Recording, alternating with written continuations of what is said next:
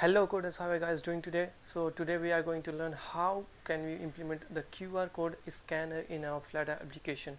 So we are going to learn it, and this video is going to be in Hindi language. So if you don't know Hindi, then I'll suggest you to go to the description box. I'll put the GitHub project link and the library link that I'm using here so that you can implement it in your application. तो चलिए शुरू करते हैं। यहाँ पे हम सबसे पहले अपने पर spec.yml में आ जाते हैं। यहाँ पे हम दो लाइब्रेरी इंप्लीमेंट करेंगे। सिंपल परमिशन, क्योंकि हमें कैमरा का परमिशन लेना पड़ेगा अगर हम मार्शमैलो, नॉगड या ओरियो यूज़ कर रहे हैं, और फिर बारकोड स्कैन करने के लिए, QR कोड स्कैन या बारकोड स्कैन करने के लिए। That's it.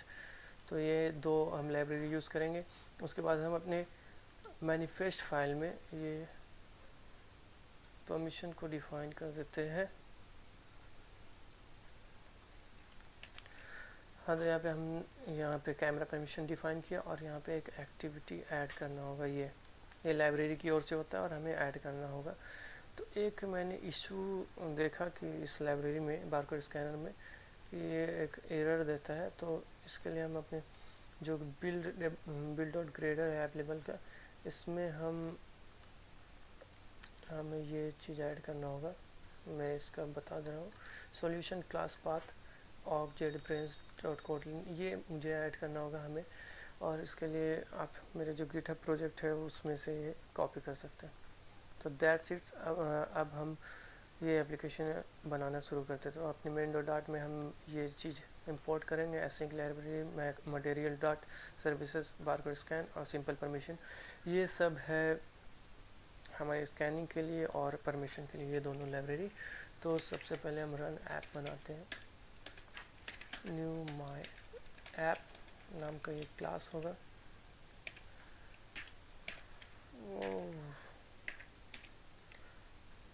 ओके, तो चलिए हम अपना माई ऐप क्लास बना लेते हैं। ये स्टेटफुल क्लास है। तो अब यहाँ पे हम आ जाते हैं। सबसे पहले तो एक स्ट्रिंग बनाना होगा हमें, जो भी वो QR की कोडर स्कैनर रीड करेगा तो उसे हमें दिखाने के लिए स्ट्रिंग। और फिर परमिशन लेने के लिए हमें परमिशन डिफाइन करना होगा। तो परमिशन हम डिफाइन कर देते हैं। कौन सा परमिशन? तो हमें कैमरा का परमिशन चाहिए, तो हमने डिफाइन कर दिया। अब यहाँ पे अपने विजेट पे आते हैं। न्यू मटेरियल ऐप लेंगे हम। इसके होम में हम एक स्कैफोल्ड ले लेंगे। यहाँ पे एक ऐप बार ले लेते हैं।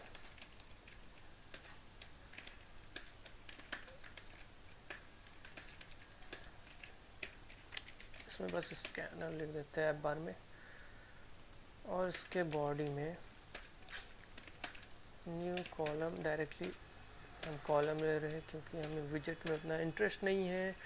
मैंने विजेट पहले से ही कॉपी कर लिया, यहाँ मैं पेस्ट कर देता हूँ। सबसे पहले मैंने एक पैडिंग लिया, बस पैडिंग, और फिर एक रेज्ड बटन लिया स्कैन करने के लिए। ये मैंने अभी डिफाइन नहीं किया। ऑन प्रेस्ट में बस इसके स्कैन कॉल करूँगा, और चाइल्ड में थोड़ा स्टाइलिंग दिया है। फिर एक पैडिंग, और जो भी रिजल्ट आएगा स्कैनिंग से, तो वो जो मैंने रीडर जो डिफाइन किया यहाँ पे, तो वो रीडर मैं यहाँ पे शो करूँगा, उसमें कुछ स्टाइलिंग। ओके, तो अब हम अपने मेथड को डिफाइन करेंगे। तो सबसे पहले तो रिक्वेस्ट परमिशन रिक्वेस्ट करने के लिए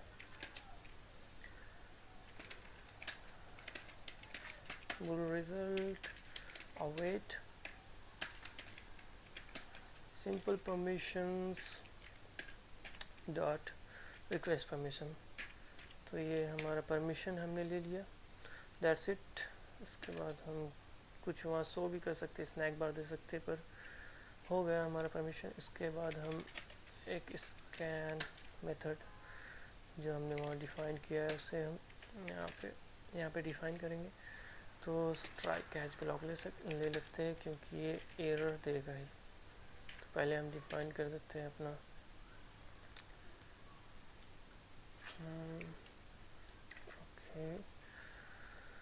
यहाँ पे हम एक स्ट्रिंग लेंगे, रीडर ही नाम दे देते हैं इसका, और ये करेगा क्या, wait barcode scanner dot scan that what I want। तो स्कैन हो गया। अगर ट्री से विजेट हमारा हट गया है, स्कैन होने से पहले ही कि अब विजेट माउंटेड नहीं है, तो उस केस में रिटर्न।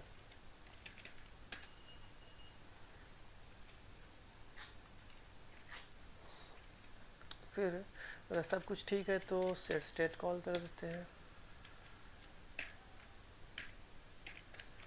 और सेट स्टेट में हमें कुछ नहीं करना है, बस ये रीडर में जो भी रीड किया उसे डाल देते हैं। तो अब हम एक्सेप्शन हैंडलिंग में आते हैं। ये दे सकता है प्लेटफॉर्म एक्सेप्शन, तो इसे हैंडल कर लेते हैं हम। कैच एरर, तो इस केस में ये एरर दे सकता है इफ अगर कैमरा डिनाइड किया गया हो तो। क्या कैमरा मतलब कि कैमरा परमिशन हमारे पास नहीं है, तो camera access denied, then do one thing, request the permission। that's why we define it। else में अगर ये एरर नहीं है तो क्या कीजिए कि रीडर है हमारा, उसमें डाल दीजिए नॉन एरर। बस इतना ही।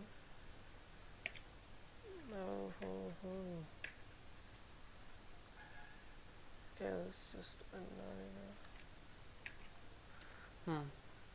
अब ये दूसरी तरह का भी एरर दे सकता है, वो है ऑन। ओके, यहाँ पे हम on format exception. Format exception यानी कि अगर आपने QR कोड स्कैनर ओपन किया, आपका कैमरा ओपन हो चुका है पर आपने कुछ स्कैन नहीं किया, तो उस केस में ये फॉर्मेट एक्सेप्शन देगा, तो इसे भी हम हैंडल कर लेते हैं। तो इस केस में हम बस सेट स्टेट कॉल करेंगे, और यहाँ पे जो रीडर है उसमें डाल देंगे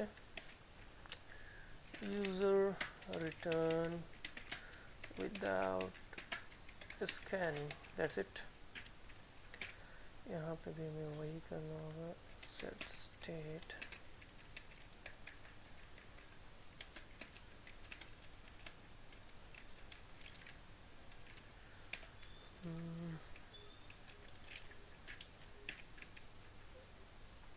इसे हम यहाँ पे डाल देते हैं।